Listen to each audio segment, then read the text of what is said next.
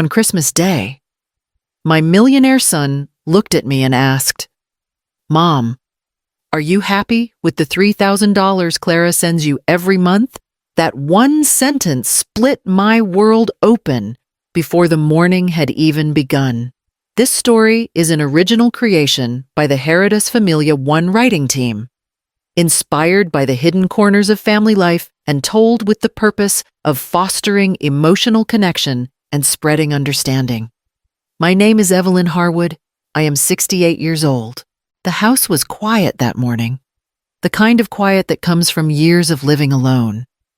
I had made myself a small cup of cocoa using powdered milk and the last packet of instant mix from a church donation box. It was the closest thing I had to celebrating, and I held the mug with both hands to warm myself. A knock sounded at the door. 3 slow taps. Familiar and gentle. I pulled my cardigan tight around me and opened it. Michael stood on the porch. Framed by the pale Portland winter, he wore a dark coat that probably cost more than my monthly rent. But his smile was the same boyish one I remembered from years ago. Snowflakes clung to his hair as he leaned in to hug me. "Mom," he said softly, "Merry Christmas." I stepped aside to let him in. The warmth of seeing him always mixed with a little ache, like something both comforting and painful at the same time. He placed a gift bag on my kitchen table, right next to the cardboard box St. Timothy's Church had dropped off the night before canned beans, day-old bread, powdered soup mixes. I tried to shift the box discreetly, but he noticed. His eyes traveled around the room. The thin pantry door left slightly open, the old heater humming in the corner, the single strand of lights I kept from last year, only half working. Then he turned back to me, something uneasy passing across his face.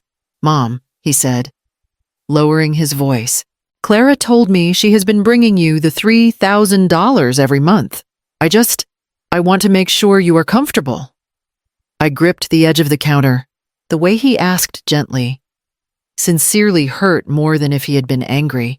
I felt heat rise to my face, a mix of shame and disbelief. $3,000 every month. Enough to fix the heater. Enough to keep real groceries in the house. Enough to erase months of worry. My voice came out smaller than I intended. "Michael, the church is keeping me alive." He blinked, as if trying to process my words. For a second, he looked like the little boy who used to sit at the kitchen table while I packed his school lunches. The boy who trusted me with everything before either of us could say more. The sound of heels clicked across the porch. Clara stepped into the doorway, brushing snow off the sleeves of her cream-colored coat. Her perfume filled the kitchen before she even closed the door, something floral and expensive. She smiled brightly, but her eyes carried a cold flicker. "There you two are," she said, moving to Michael's side and looping her arm through his. "I was just parking. Merry Christmas. Mother." Her gaze swept the room quickly, assessing everything in a single glance. I watched her notice the donation box, the thin curtains, the cheap kettle on the stove. Michael cleared his throat. "Clara, Mom said she has not been getting the money. The $3,000 I send you on the 15th each month. You have been giving it to her. Right? For the first time." Clara's smile faltered, only for a heartbeat. "But I saw it." She placed a hand on her chest in a show of concern. "Of course I have," she said lightly. "Mother, you remember, I brought it last time. Maybe you misplaced the envelope. These things happen." Her tone was soothing, but there was an edge beneath it, a quiet insistence that I must have imagined everything. I stood very still, letting the silence settle. Michael looked back and forth between us, lost between trust and confusion. Clara stepped closer, her voice softer now. "It is all right. We will sort this out." But the way she said it, the way her eyes sharpened behind her smile, told me something else entirely. This was not a misunderstanding. This was the beginning of something neither of them expected. And I felt, deep in my chest, that Clara was hiding far more than she wanted either of us to see. The morning air shifted, heavy and strange, as if the day itself knew something awful had just begun. I picked up Michael's forgotten mug from the counter and set it gently in front of him, giving my hands something to do, something steady. "Sit," I said softly, "both of you." The lie had finally cracked, even if only a little. And once a crack forms, the truth always finds its way through. Michael sat at the kitchen table, fingers pressed to his temples. His shoulders were tight, the way they used to get before a difficult exam in high school. Clara stood beside him, one hand resting on his shoulder as if she belonged there, the other smoothing the front of her coat. "Michael," she said softly, "I brought the money every month. Your mother must be overwhelmed. She lives alone. Memories fade." She looked at me with a sympathetic tilt of her head. "It happens at her age." Her voice was gentle. Her words were knives. Michael glanced at me. "Mom, Clara's trying to say maybe the envelope got mixed up with your mail. You have had trouble with that before." The humiliation burned hot under my skin. The only trouble I ever had with mail was choosing which bill I could afford to ignore. But I did not defend myself.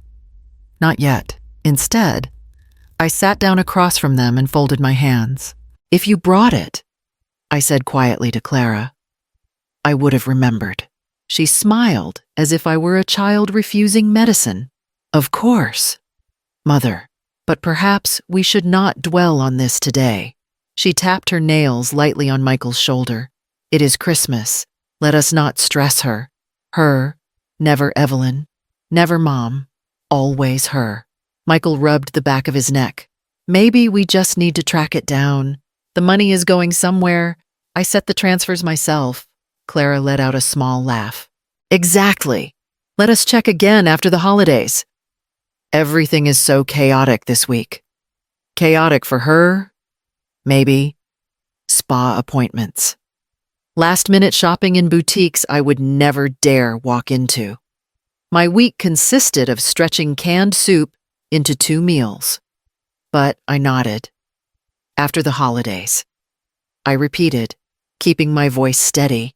Michael's eyes searched mine. He knew me well enough to sense something was off, but not well enough anymore to understand what. Clara straightened. "We should get going. Michael's family dinner starts soon, and we still need to pick up the dessert." My son hesitated. "Mom, do you want to come?" "It is not too late." The invitation hit me with a sharp, familiar ache. He used to ask weeks in advance, planning out every detail with me. Now he asked with one foot already out the door. "I have plans with the neighbors." I lied gently. "You go enjoy your evening." Clara smiled, relieved. "Perfect. Then we will head out." I watched her loop her arm through Michael's again, guiding him toward the door as though she were steering his entire life. At the threshold, Michael turned back. "Mom, I will sort this out. I promise." I touched his cheek. "I know you will." When the door closed behind them, the silence came down like winter snow, soft, heavy, and cold. I stood in the kitchen, staring at the empty chair where Michael had sat. A memory drifted up. Uninvited Michael at 12 years old. Sitting at that same table, insisting on using his allowance to buy me a Christmas candle. He had wrapped it himself. Sloppy and proud. "How did I get so lucky to have you?" I had asked him then. Now I whispered it to the quiet room. But it meant something different. Lonelier. Sadder. I reached for the journal in my drawer and opened to a blank page. I did not write anything yet. I just kept my hand resting there, feeling the weight of the empty space. Something about staying silent no longer felt like gentleness. It felt like danger, creeping in at the edges of my life.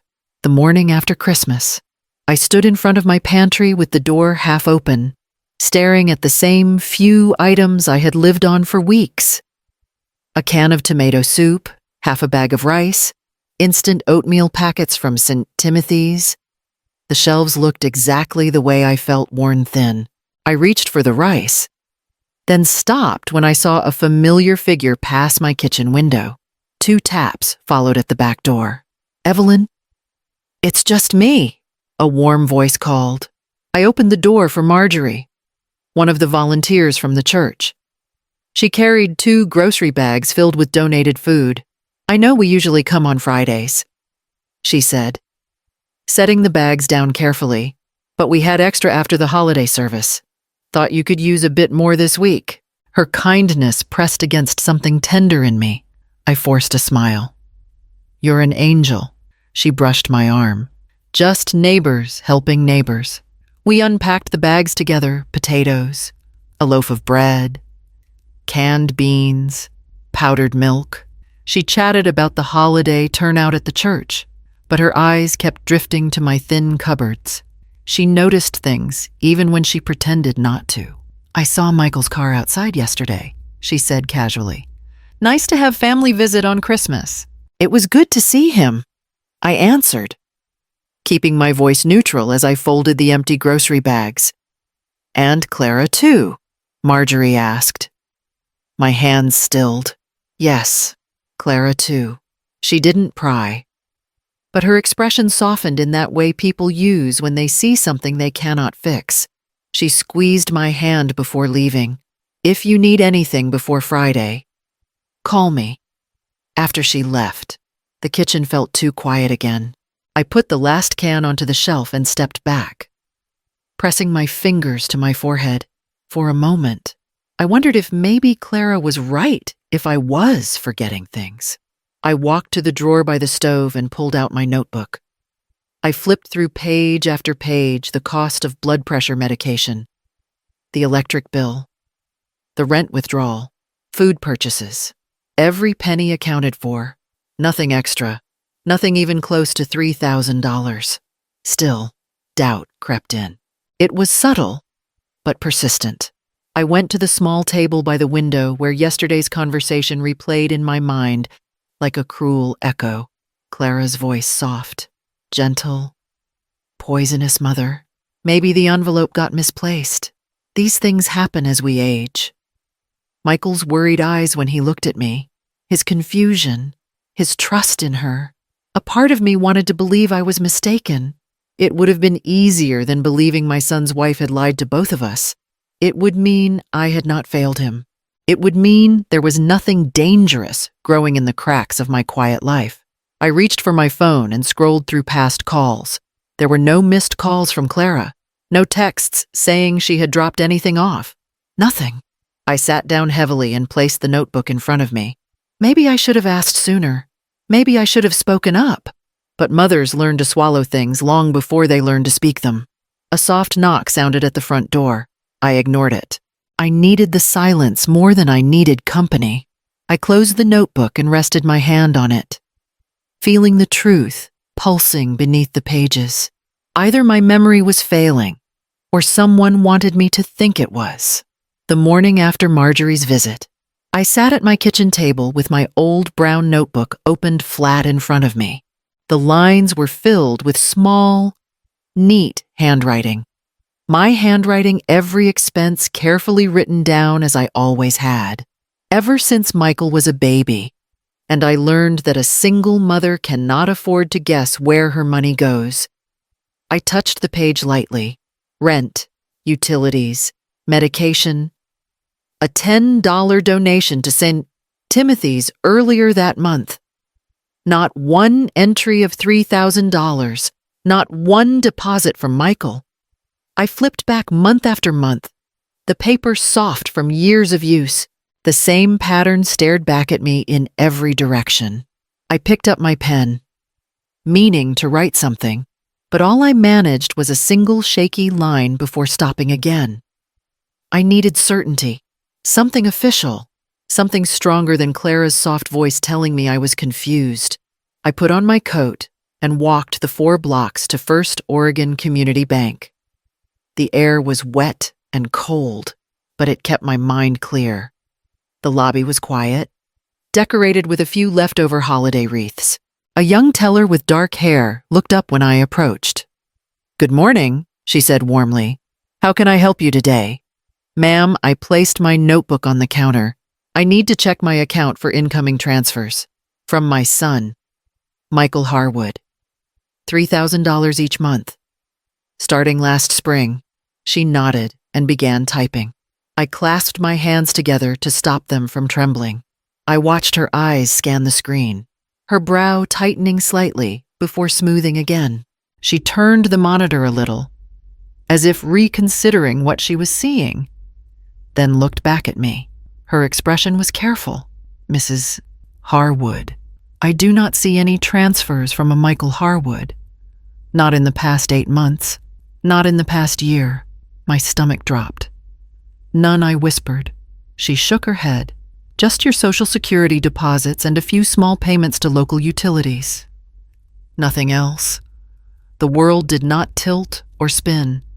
It simply went still, completely still. Could you check if maybe they were misrouted? I asked. If they went into a secondary account, something with my name on it.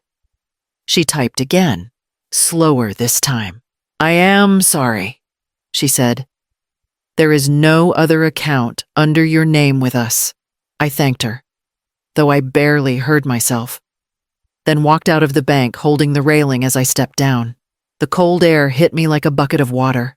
I stood for a moment until my breathing steadied. $3,000 every month. 8 months. $24,000. Gone. But not gone. Sent. Sent somewhere. Just not to me. When I reached home, I sat down at my table again. I opened my notebook to a new page.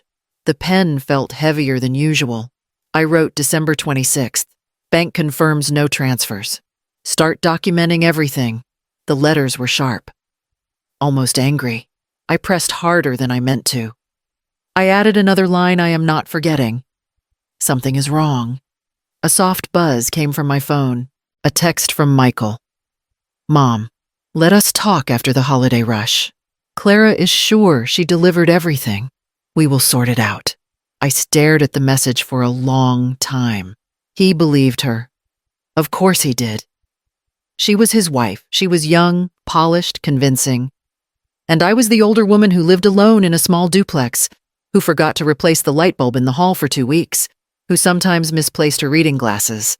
I closed my phone and picked up the pen again. If the money never reached me, someone else took it. My hand tightened around the pen.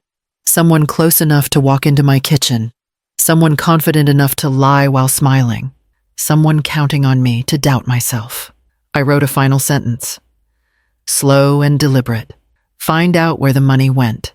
3 days passed before I saw Clara again. I was wiping down the kitchen counter when her silver sedan pulled into the driveway, the engine cutting off with a smooth, expensive hum. I felt my shoulders lift, then settle. I had been waiting for this. A soft knock, then her voice bright. Practiced. Mother, it's Clara. I opened the door. She stepped inside, holding a small, lavender-scented candle in a gift bag. I brought you something, she said, placing it on the table. A little relaxation for the new year. Stress is terrible for memory. My jaw tightened, but I kept my expression calm. My memory is fine, Clara. She blinked once. Of course. I only meant, it is natural to forget small things at your age. She moved around my kitchen as though inspecting it. Her perfume lingered behind her, soft, but overwhelming. She knew exactly what she was doing, owning the space, filling it with her presence, leaving no room for mine. I picked up the candle and read the label.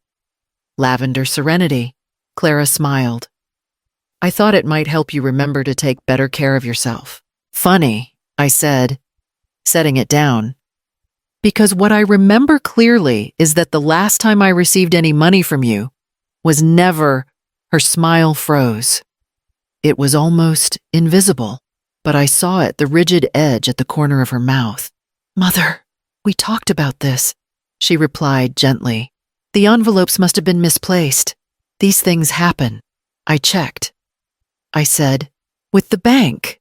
Her eyes flickered. Not enough for someone unfamiliar to notice, but enough for me to feel a strange surge of steadiness inside my chest. What? What did they say? Her voice wavered before she forced it steady again. They said there were no transfers in 8 months. Clara clasped her hands tightly in front of her. Michael must have set something up incorrectly. He is so busy with work. Mistakes happen. And the envelopes, I asked. You said you brought them. Of course I did, she insisted. I handed them to you personally. You did not, I said plainly. Her breath hitched. Mother, is that what you truly believe, that I would lie to you? I believe what the facts show, I answered. And the facts say there were no envelopes. Her charm slipped again barely, but enough. A tiny crack in her perfect facade. She reached for her purse as though needing something to hold. I will look into it, she said quickly. There must be an explanation. You do that, I said. Clara took a step back toward the door. She said nothing more, only pressed her lips into a tight line and nodded. Tell Michael I said hello, I added. She didn't respond. She simply left, closing the door with more force than she meant to. I stood in the quiet house, the lavender candle still sitting on the table. For the first time in months, I felt something steady forming inside me. Clara had slipped, and she knew it. The morning after Clara's visit, I sat at the kitchen table with my phone in my hand. I stared at the number for Michael's company, Harwood Tech Services, feeling a pressure behind my ribs that made it hard to breathe. I had never once called his workplace. That was Clara's world. Sharp suits, glass offices, halls that echoed with ambition. Still, I dialed. A bright voice answered. Harwood Tech Services. This is Sandra. How may I direct your call? I cleared my throat. I need to speak with someone about financial transfers. From my son, Michael Harwood. She hesitated. Is this regarding payroll? No, I said softly. It is personal. I believe money meant for me never reached me. Her professional tone softened. I understand. Let me connect you to our internal accounts team. They can check if anything on our end was processed incorrectly. I closed my eyes as hold music played. I felt foolish, intrusive. But I also felt something else, something that had been quiet in me for years, but now pressed forward. The music clicked off. A low, steady voice came through. Mrs. Harwood, this is Ethan Granger from Internal Accounting. Sandra forwarded your message. Yes, I said. I may be mistaken, but my son believes he has been sending me $3,000 each month. I have not received anything. A long pause. Not dead air, he was thinking. I see, he said finally. Can you confirm your full name and the months in question? I gave him everything he asked for. There was no sound but typing on the other end. Keys pressed quickly, then slower, then a silence that grew heavier by the second. Mrs. Harwood, he said carefully. Would you be available this afternoon? I think it is better if we discuss this in person. In person. My fingers tightened around the phone. Yes, he said. This is not something I can explain over a call. I will come to you. I almost told him not to. I almost said it was all a misunderstanding and that I did not want to cause trouble. But something inside me knew I needed to hear whatever he had discovered. Yes, I whispered. I am home. I will be there at 4, he said. And Mrs. Harwood, please do not speak to anyone else about this until we meet. The line clicked. I spent the next hours pacing slowly around the kitchen, wiping surfaces that were already clean, folding and refolding a dish towel. At 3:58, I heard footsteps on my front porch. I opened the door before he knocked. Ethan Granger was younger than I expected, mid-30s, wearing a simple gray coat with rain still clinging to the shoulders. He carried a black folder tucked under his arm, and his expression was grave but kind. Mrs. Harwood, He said, "Thank you for seeing me." "Please," I replied. "Come in." He stepped inside and looked around the small kitchen, not judging, observing. When he sat down at the table, he placed the folder between us. "I reviewed the transfers your son authorized," he said quietly, "and I found something that concerns me." He opened the folder. Several photocopied documents lay inside, each with numbers and signatures. "It is not just that the money never reached you," he continued, voice low and steady. "It went somewhere else, and the account receiving it is under your name." My breath stopped. "Except," Ethan said, gently sliding the papers toward me, "it is not your signature, and you are not the one with access." He tapped the second page. "That access belongs to Clara Harwood." I pressed my hand against the table to steady myself. Ethan watched me carefully. "I came in person because this is serious, and because you needed to hear it from someone who checked everything twice." My voice trembled. "So the money was stolen?" "Yes," he said, "and not by accident." Ethan slid the first sheet toward me. The paper trembled slightly, not from him, but from my hands.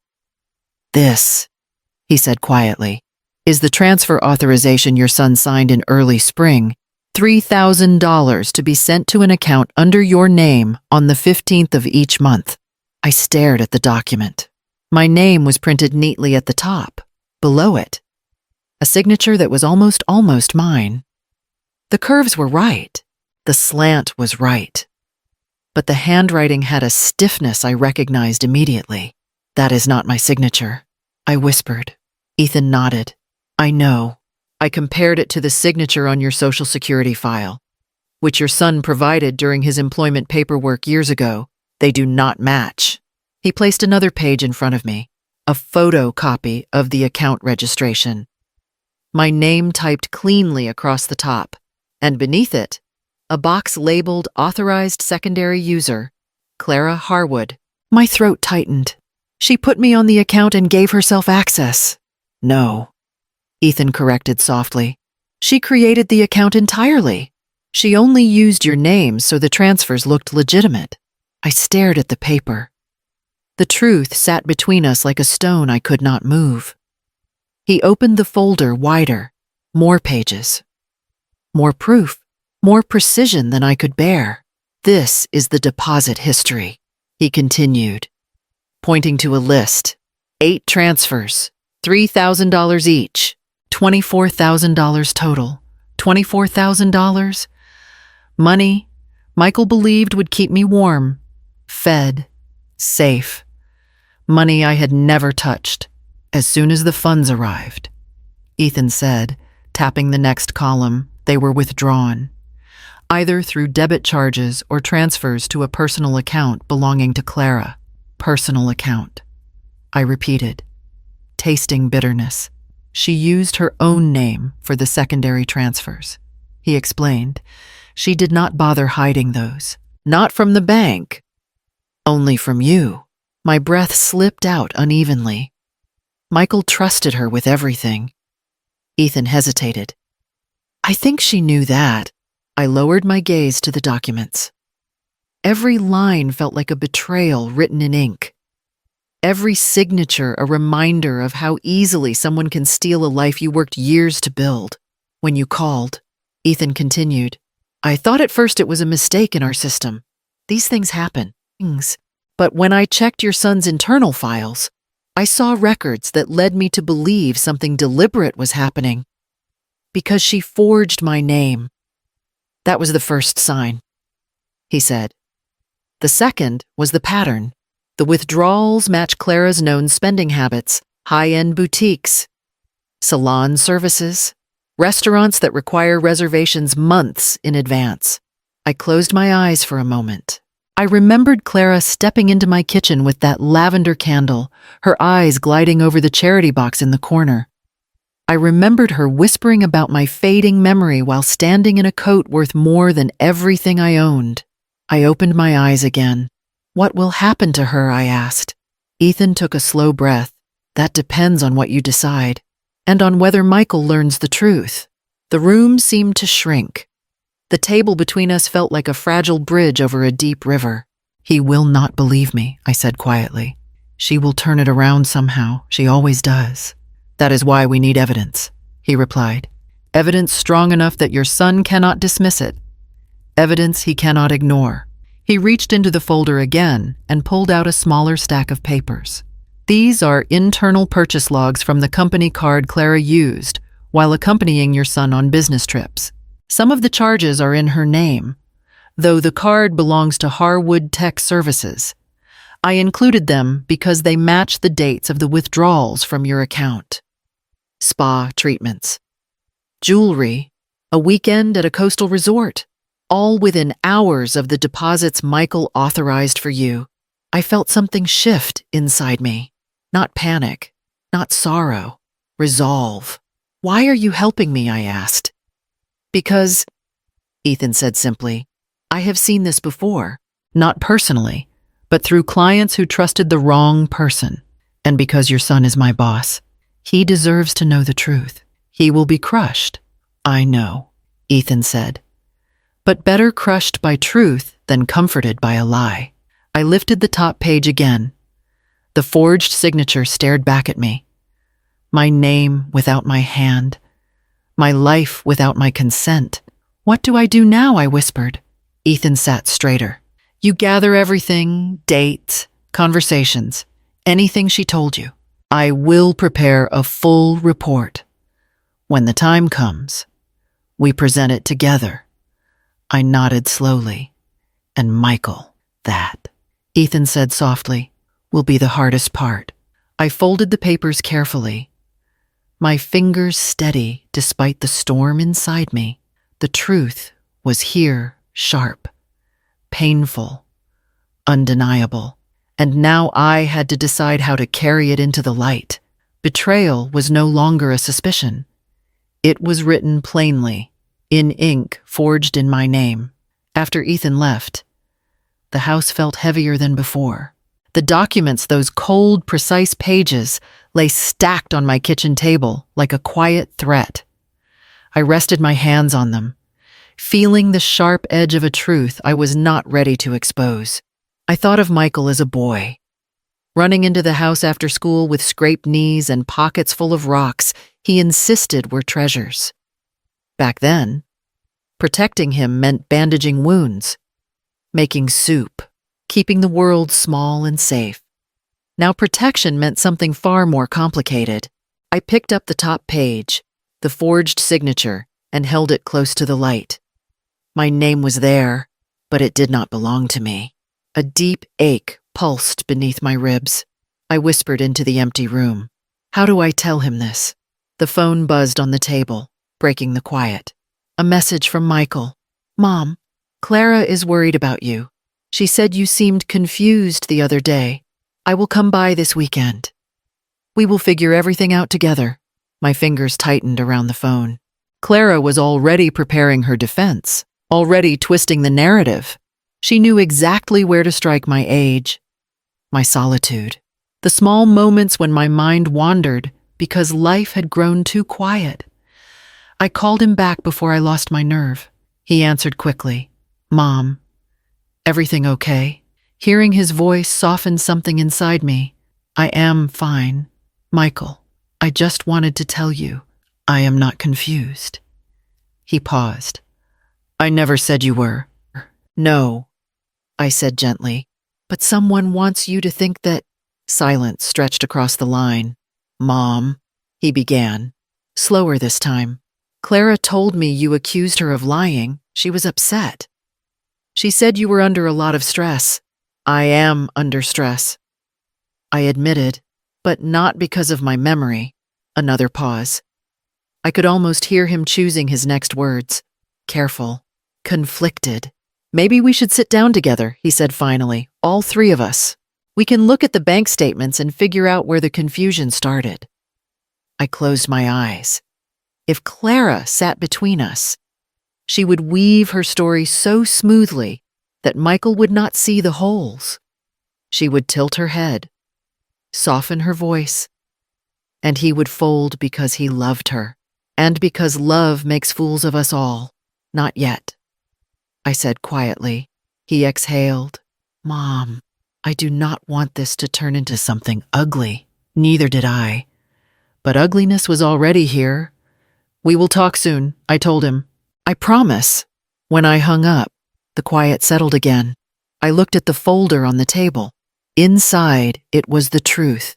Heavy, cold, and capable of breaking the only person I had left in the world. I picked it up slowly. I would have to choose when to reveal it. And how to protect my son without destroying him in the process. On Sunday evening, I set the table for 3. Nothing fancy, just the leftover roast chicken I had stretched into a second meal, mashed potatoes, and a pie I baked with discounted apples from the church pantry. It looked warm, ordinary, harmless. Exactly what I needed. At 6 o'clock sharp, Michael knocked. When I opened the door, he gave me a tired smile. Smells amazing. Mom, he said, stepping inside. Clara followed half a step behind him, wrapped in a cream scarf, eyes scanning the kitchen the way someone checks for threats. I hope we are not interrupting anything, she said. You are right on time. I replied. Sit, both of you. We took our places for several minutes. I kept the conversation light. Weather, work, a neighbor who slipped on her icy steps. Michael relaxed little by little. Shoulders losing their tension, Clara stayed alert. Her smile stretched too thin. When the plates were half empty, I made my move. I wanted to thank you, I said softly. Directing my gaze at Clara, she blinked. For what, Mother? For this month's $3,000. I finally bought a new space heater. It gets cold at night. Clara's fork paused in midair. Michael looked up, surprised. You got it already, he asked. I set the transfer for the 15th. Clara's eyes widened a fraction too much. The 15th, darling. I told you I always bring it on the 10th. I brought it just last week. I watched Michael's face change. Slowly, the way a curtain starts to lift. The 10th, he repeated. Clara, I never set a transfer for the 10th. It has always been the 15th. Every month. She laughed lightly. Too quickly? Oh, sweetheart. You must be misremembering. You said 10th. I am sure of it. No, Michael said. Steady and certain now, I did not. A thin crack opened in the air between them. Clara pushed her hair back. The movement sharp. Mother, maybe you mixed things up. You said you got the money, so clearly everything is working. I tilted my head. Did I only said I used the heater? I never said I received the envelope. Michael's voice dropped. Envelope, Clara? You said you brought her envelopes. Physical envelopes, not transfers. Clara swallowed hard. Well, yes, I did. Sometimes the bank delays transfers, so I bring cash instead. That is not what you told me, Michael said. Her hand trembled slightly as she reached for her water glass. I leaned in, voice soft. It is strange, isn't it? You two remembering different dates? Different methods? Different details? This is ridiculous. Clara snapped. Everyone is confused for no reason. Michael looked at her for a long moment. Not angry, not accusatory, just realizing. He turned to me. Mom, we will check your bank again this week. There has to be a clear answer. Clara forced a smile. Exactly. A simple misunderstanding. But her eyes had lost their shine, and a thin sheen of sweat formed at her temple. One lie had slipped, another had cracked, and Michael had finally heard the sound. The day after the dinner, I woke before sunrise. The house was still, but my mind was not. Clara's slip, the 10th versus the 15th, echoed through me like a warning bell. Michael had heard it. He had tried to hide his confusion, but I saw the strain in his eyes. It was time.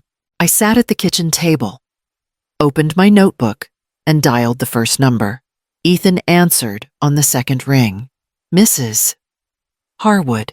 It is Evelyn, I said, steadying my breath. I need your help.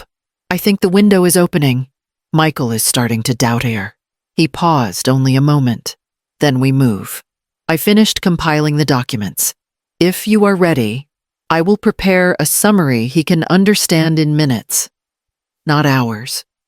I am ready, I told him. More ready than I want to be. I will come by tonight, he said. We need this to be airtight. When I hung up, I allowed myself only a single heartbeat to gather strength before making the next call. Father Rowan picked up with his gentle voice. Warm, even through a phone line. Evelyn, is everything all right? Yes, I said. Though the truth was more complicated, I need a witness. Someone Michael trusts. Someone who knows me. What has happened? I hesitated, then said, someone has been stealing from me. Someone close. There was no gasp, no shock, just quiet understanding. Tell me where to be. Sunday evening. I said, my home. I will bring the donation files you asked for, he murmured, even if they do not contain donations. My throat tightened. Thank you. Next, I called Louise, my neighbor of 20 years. She had seen me carry grocery boxes from the church, seen the lights flicker in my kitchen, seen me choose between repairs and meals more times than I wanted to admit. She came to her door immediately. Evelyn, you sound shaken. I need you. I said simply, just to be present, to listen, to witness. Louise stepped onto her porch without even grabbing a coat. Tell me when. I will be there. Nobody lies smoothly when I am in the room. Her fierce loyalty steadied me. The final call was to Amelia Fielding, a lawyer I had known through church charity events. She had handled elder cases before, though I never imagined sitting on the other side of her desk. Evelyn, she said, voice brisk but kind. I have been expecting this. Expecting. You asked me too many questions last month, she replied. About forged signatures, about unauthorized withdrawals. You already knew something was wrong. I exhaled shakily. I need you here Sunday. Quietly. I will bring the legal framework, she said, and a calm face. Michael may need both. When the final call ended, I closed the notebook and pressed my palms flat against the cover. My tiny kitchen, with its creaking chairs and worn table, would soon hold enough truth to shatter Michael's world. I did not want to break him. I only wanted to show him what lay beneath the surface of the life he trusted. I lit a small candle on the counter one Marjorie had given me, not the lavender one Clara brought, and let the flame steady itself.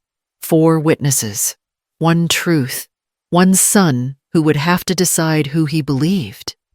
I whispered into the warm glow, please let him see clearly, because once the evidence was in front of him, Michael would have to choose the mother who raised him, or the woman he married. Sunday evening arrived wrapped in a quiet tension that pressed against every corner of my small house. I set the table with my best dishes, though my hands shook as I placed each plate. The candle in the center flickered with a fragile kind of courage. At 6:30, tires crunched on the gravel. Michael entered first, his face drawn, eyes darting toward mine. Clara stepped in behind him, wrapped in pale pink silk, her perfume reaching the room a second before she did. Mother, she said with a bright smile, this is lovely. Thank you, I replied. Please sit. She glanced around at the extra chairs. Are we expecting guests? Yes, I said calmly. A few. Before she could ask more, a knock sounded. Father Rowan entered with a gentle nod. Behind him came Louise, her expression sharp and unsparing. Moments later, Ethan arrived carrying a thick beige folder. When Amelia stepped in last, closing the door softly behind her, Clara's smile finally faltered. Michael looked around. Confused? Mom, what is all this? I took my seat at the head of the table. Something we should have done months ago. Clara laughed lightly. Mother, this is unnecessary. Whatever confusion you think exists, sit, Michael said quietly. The room stilled. Ethan opened the folder and placed the first document in front of Michael. Sir, this is the transfer authorization you signed in early spring, $3,000 each month. Sent to an account you believed belonged to your mother. Michael scanned the page. I remember this. That account. Ethan continued. Sliding another sheet forward. Was opened under your mother's name, but the signature is forged. And the only active user is your wife. Clara's chair scraped the floor. This is absurd. Anyone could have forged. Amelia interjected with a calm, sharp tone. The bank verified the handwriting. It does not match Evelyn Harwood's legal signature. Clara's face paled. Then someone used my name on 8 withdrawals, Ethan said, placing down a new page. $3,000 each month, $24,000 in total, all spent within days on purchases traced to you. He laid out receipts, a $600 salon visit, a $1,200 spa booking, high-end clothing purchases, an expensive restaurant bill. Clara pushed back from the table. These do not prove anything. Michael, you know how easily these things get mixed up. Louise leaned forward. Mixed up, while Evelyn ate donated food. Clara's breath hitched. Michael looked at her, eyes hollowing. You told me you brought her envelopes. You stood in this kitchen and said you handed her cash. I did. She cried. She must have misplaced them. I lifted my notebook, months of dates. Notes. Details. Every visit. Every phone call. Every time you said you brought money, I said, not once did you hand me anything. Clara turned to Michael desperately. You cannot believe this. She is confused. She is old. Stop, Michael said quietly. Stop. The word cut through everything. He took the forged signature in his hands, staring at it as though it were the final piece of a puzzle he had not wanted to solve. Clara, did you do this? Her eyes glistened with false tears. I was going to pay it back. I needed time. I thought you would judge me. You stole from my mother, he said, voice breaking. You stole from me. I did it for us, she whispered. No, he said, you did it for yourself. Silence fell thick over the table.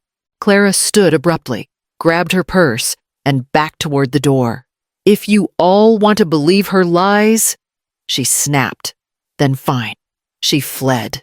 The door slamming behind her so hard, the candle flickered violently. Michael remained seated, shoulders trembling. He stared at the papers in front of him, his world collapsing piece by piece. I reached for his hand. Michael, I am so sorry. He shook his head slowly. I trusted her. I defended her. I let her hurt you. His voice broke. And in that moment, surrounded by witnesses, documents, and the shattered remnants of a life he thought he understood, my son looked more lost than he ever had as a child. The truth had finally exploded. Now all that remained was the quiet grief settling after the blast. Michael stayed at the table long after Clara's footsteps disappeared down the walkway. The documents lay scattered in front of him like pieces of a life he no longer recognized. His hands hovered above them, but never touched. Michael, I said softly, look at me. He didn't. His eyes were fixed on the forged signature, my name written by someone who had shared his bed, his home, his trust. She made me think you were forgetting things, he whispered. She said you misplaced envelopes. She said you were slipping. His voice fractured. I believed her. I pulled a chair beside him. You trusted your wife. That is not a crime. He let out a broken breath. But I doubted you. That, I said, touching his arm gently, is what she wanted. He finally looked at me. His eyes were red. Not from anger, but from grief, the kind that sits deep in a person and refuses to move. I kept telling her I wanted to check on you, he murmured. She always said she had already handled it, that she brought the money herself.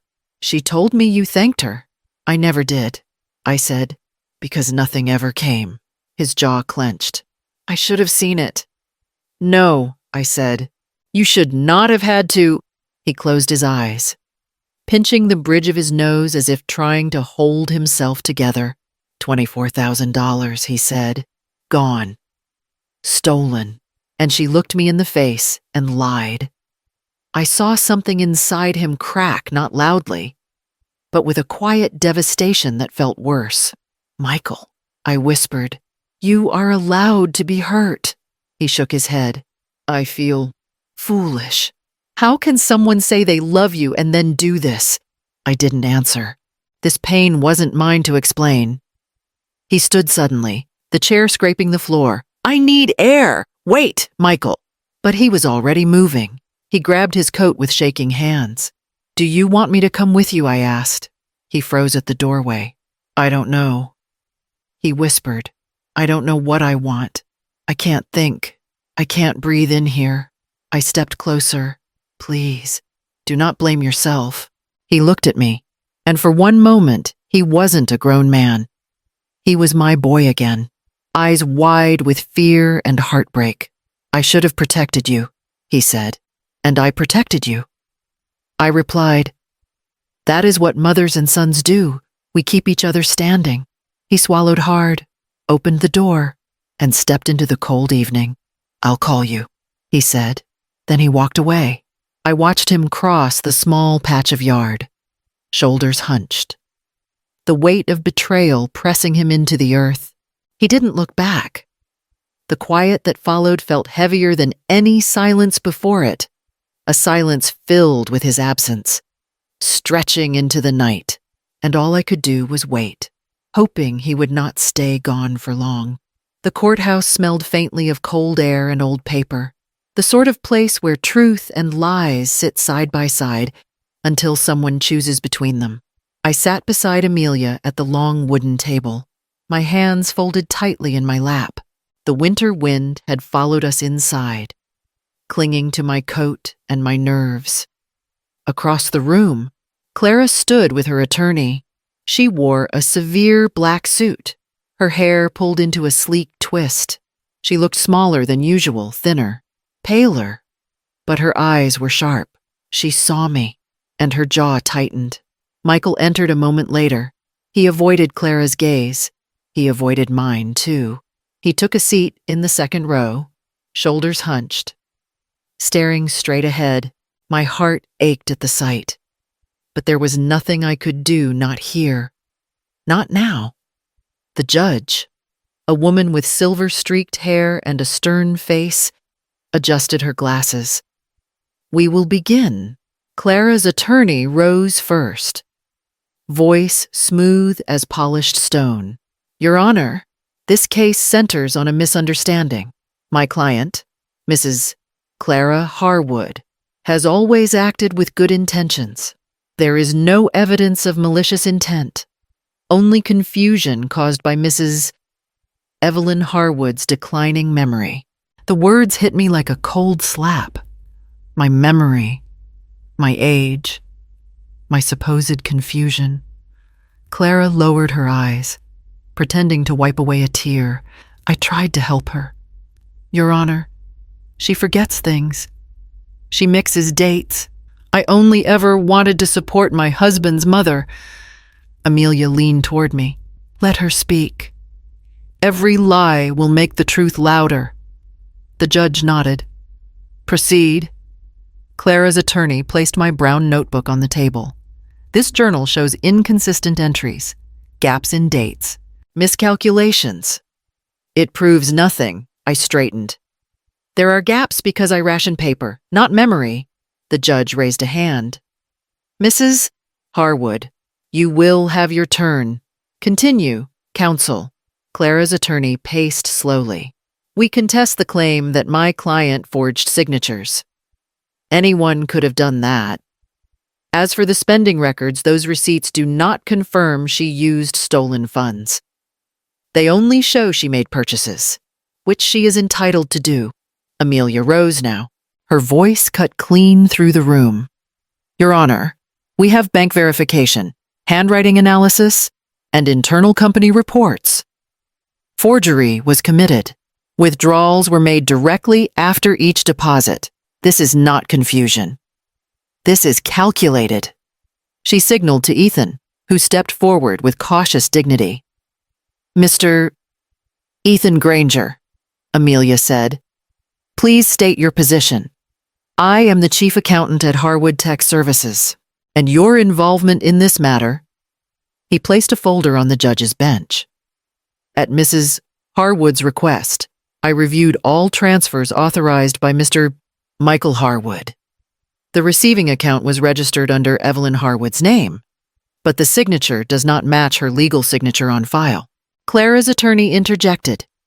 Signatures can vary. Ethan continued firmly.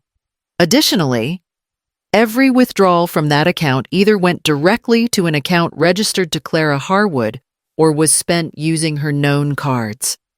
The timing matches perfectly 8 deposits for $3,000 each, followed by withdrawals totaling $24,000. Whispers spread through the small courtroom.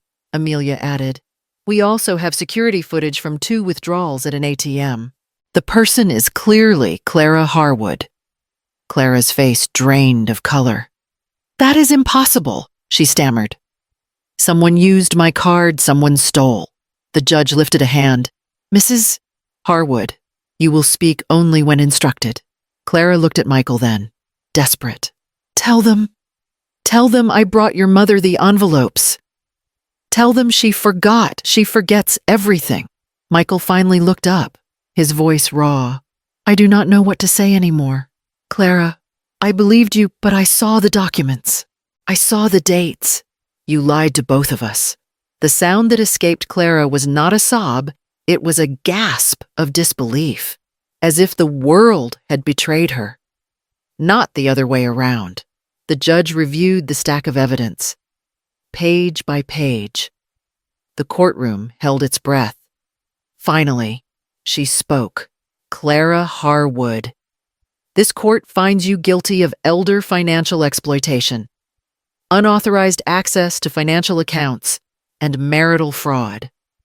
You are ordered to repay $24,000 to Mrs. Evelyn Harwood.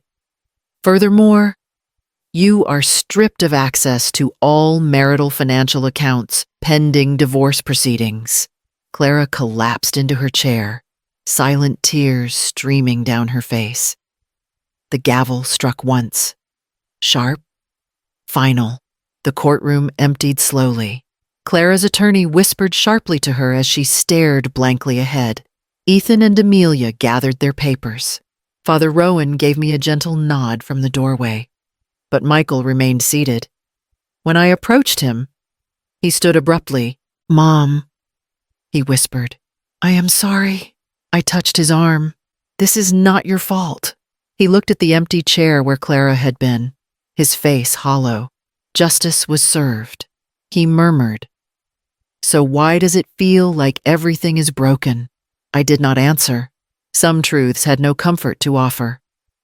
The weeks after the court hearing passed in a kind of muted winter. Snow melted. Days shortened. My house felt larger than it ever had. Every room echoing with Michael's absence. He did not call, not once. I tried to understand. He needed distance, time, space to mourn the life he thought he had, but the quiet carved itself into my days just the same. One afternoon, while leaving St. Timothy's after a volunteer shift, Father Rowan stopped me at the doorway. You have been quiet lately, he said gently. I am giving Michael room. I replied, he will come when he is ready. Father Rowan nodded, but studied my face. And what about you? How are you healing? I opened my mouth, but no words came. Healing felt like a luxury. I was simply surviving. He handed me a flyer. We are starting a small support group. People who have experienced financial mistreatment, elder exploitation. You would not believe how many are going through the same thing. I looked at the paper. 4 names were listed. 4 strangers who knew something about the kind of betrayal that steals more than money. I went. The next Thursday, we sat in a circle, 5 folding chairs and a pot of weak coffee. A woman named Darlene spoke first, her voice trembling as she described her son draining her savings after promising to help pay her medical bills. A retired mechanic named Albert explained how his grandson forged his checks. Another woman had lost her home. Each story hit my chest with familiar weight. Different people, same wound. When it was my turn, I hesitated. My daughter-in-law forged my signature and stole $24,000. I said quietly, but the part that hurt the most was watching my own son believe her. No one judged. No one dismissed. They just nodded slowly, knowingly. After the meeting, Darlene touched my arm. Hearing you speak, it makes me feel less alone. Her words lingered with me on the walk home. Less alone. That was what I had needed for months. Someone to say, I understand. By spring, the group had grown. 10 people, then 12. We met in church basements and library rooms, sharing stories, strategies, ways to protect ourselves. One evening, as I packed up leftover pamphlets, Father Rowan approached. You have a gift for helping them, he said. You speak with clarity, with strength. I only speak what I lived. I answered. Exactly. He smiled. Maybe your suffering can do more than hurt you. Maybe it can guide someone else through theirs. I looked around the room, empty chairs still warm from the people who had sat there, and felt something shift inside me. Not quite purpose, but the beginning of it. A seed. Taking root in quiet soil, the idea came quietly. The way most important things do, no lightning. No revelation, just a steady tug in my chest every time someone from the support group spoke about feeling invisible. One Thursday evening, after another round of stories heavy enough to bow the tables, Darlene wiped her eyes and whispered, I wish there was a place we could go before things got this bad. Someone who could warn us. Her words didn't leave me. They followed me home, into my kitchen, into the quiet that had settled around my life since Michael disappeared from it.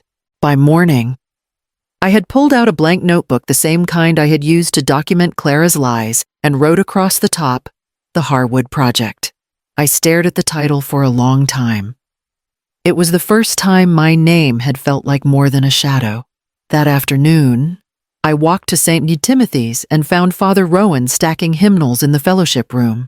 Father, I began. I want to start something. Not a full organization yet, just a place where seniors can get help before their lives fall apart. Advice, resources, a listening ear. Something simple, something real. He paused. The hymnal halfway to the shelf. Do you know how many people have prayed for exactly that? You would not be working alone? I don't want it to be about charity, I said quietly. I want it to be about protection, strength, dignity. He nodded slowly. Then let us build it together. Within a week, he offered me the small storage room behind the kitchen, barely wide enough for a folding table and 2 chairs. But it had a door, and it had purpose.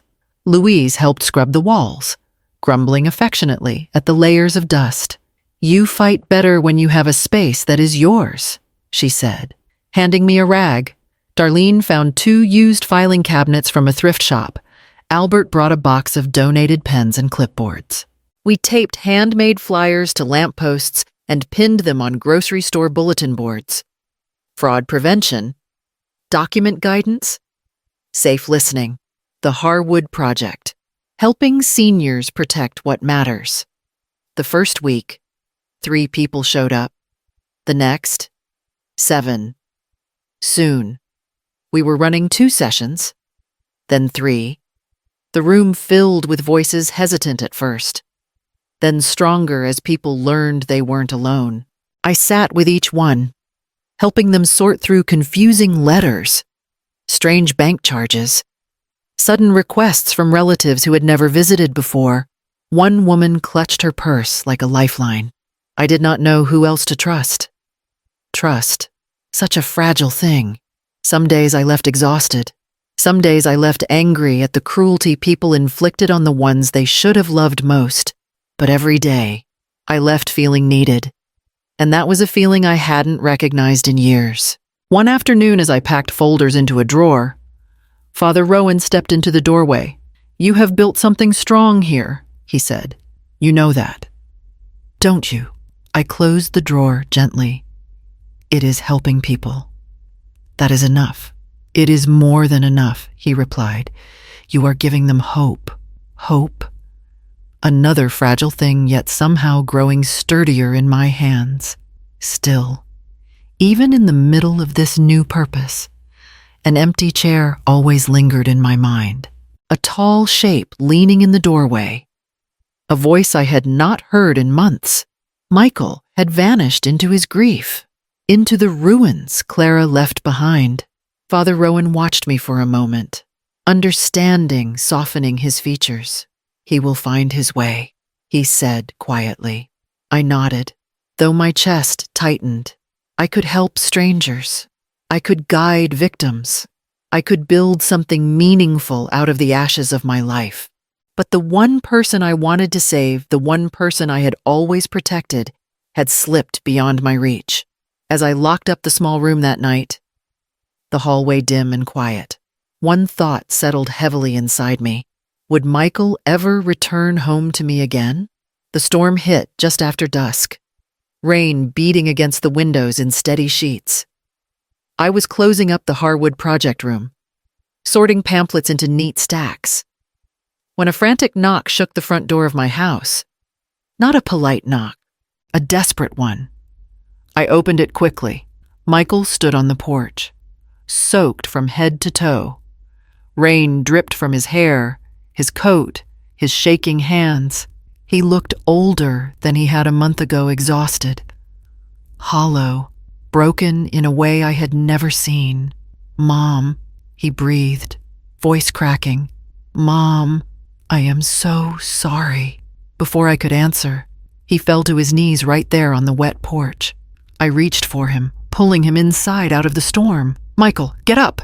"Come here," I whispered, guiding him toward the small bench near the entryway.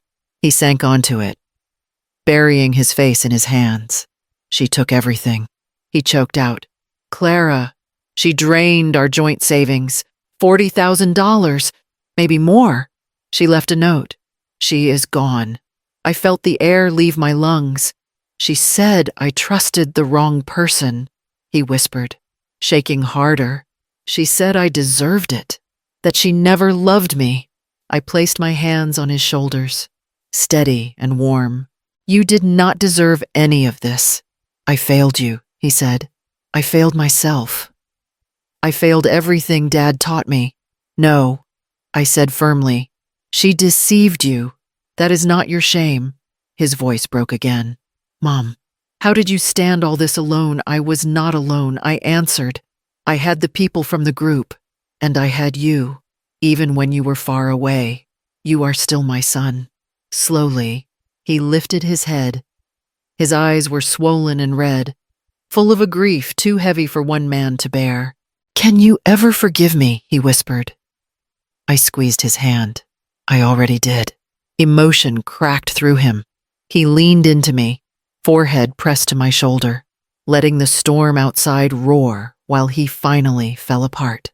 When he steadied again, he looked around the entryway at the flyers, the folders, the carefully organized binders piled near the table. "What is all this?" he asked. "The Harwood Project," I said softly. "It helps seniors protect themselves from people who take advantage." He touched one of the binders gently, as if it were something fragile.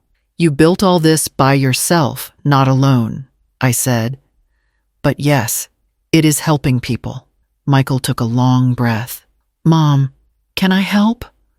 I blinked. Help, he nodded.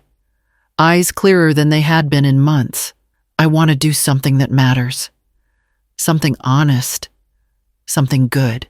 I want to help you protect them. Warmth spread through my chest, slow, deep, steady. Then yes, I said, you can help. He exhaled. A sound close to relief. Close to beginning. The rain eased outside, softening from a storm into a quiet drizzle. For the first time in months, my house did not feel empty. And for the first time since everything fell apart, healing felt close enough to touch. 1 year later, the Harwood project had outgrown the tiny room behind the church kitchen. We now had 2 borrowed offices, a small team of volunteers, and a waiting list of seniors who needed help navigating confusing documents, predatory loans, or family members who used love as leverage. On the morning of the community awards ceremony, I stood backstage with my hands clasped together. My name had been printed on the program in bold letters: Evelyn Harwood Service and Justice Recognition. Michael adjusted the microphone headset for me, as if he had been doing it all his life. You look nervous, he said gently. I am, I admitted. You deserve every bit of this, he said. You saved lives this year. Mom. I touched his cheek. We did. He smiled softer, steadier than before. The pain he carried had not vanished, but it no longer swallowed him whole. The auditorium lights brightened. A voice announced my name. Applause filled the room, loud, warm, disbelieving. I stepped out, feeling the weight of the moment settle over me. When the applause quieted, I leaned toward the microphone. Thank you. 1 year ago, I was living on donated food in fear. I began, but what broke me was not hunger. It was silence. I was too afraid to speak the truth, because I was afraid of hurting someone I loved. The room stilled. But when your silence helps a lie grow, you lose more than money. You lose yourself. And when I finally spoke, I found not only justice, I found purpose. Faces in the crowd softened. Some nodded. Some wiped tears. I learned that telling the truth is not an act of cruelty. Sometimes it is the deepest act of love. The applause rose again as I stepped back. Michael met me at the stairs and wrapped me in a tight, trembling hug. I am proud of you, he whispered. Later that evening, we drove home through quiet Portland streets. The city glowed with strings of lights draped across porches. At the house, Michael brought out 2 cups of hot cocoa and sat beside me on the worn living room couch. It feels different this year, he said. It is different, I replied. We exchanged gifts, small, thoughtful ones. A new pen for my project journal, a knitted scarf I had made in deep blue, the color he loved as a boy. The moment felt simple, honest, whole. When we finished, he leaned back. Thank you for not giving up on me, he murmured. I never will. I said, not while I have breath.